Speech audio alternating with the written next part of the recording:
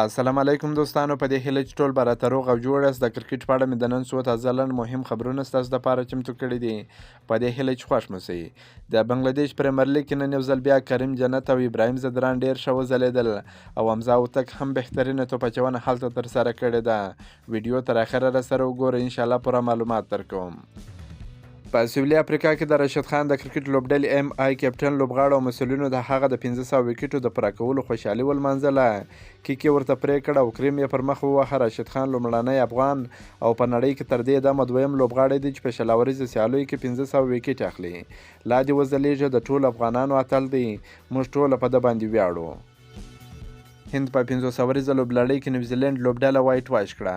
هند کرکټ ملي لوبډلې د نیوزیلند پر وړاندې د 500 ورځو لوبلړۍ په درېیمه او وروستۍ لوبه کې په نوي منډو ستره بریا خپله کړه او لوبلړۍ کې نیوزیلند لوبډله وایټ واش کړه. په بی پی ایل کې کریم جنت او ابراهیم ځدران ښه وځلېدل خو لوبه یې وبایلل.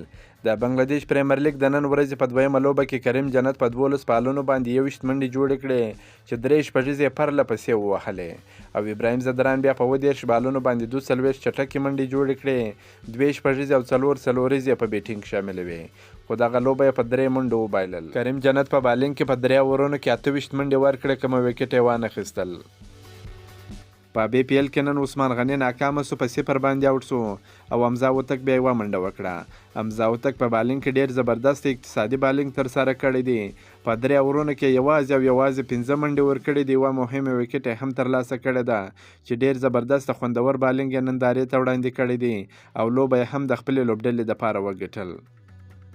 د دوبۍ په نړیوال لیګ کې نن د نجیب الله ځدران او فضل حق فاروقي ورځ نه وه، دواړه نه وځلېدل. نجیب الله ځدران په 0 باندې آوټ شو او فضل حق فاروقي بیا ډېر خراب بالینګ ترسره کړ. په 4 اورونو کې 45 منډې ورکړې، کومه وکټ یې وانخیستل.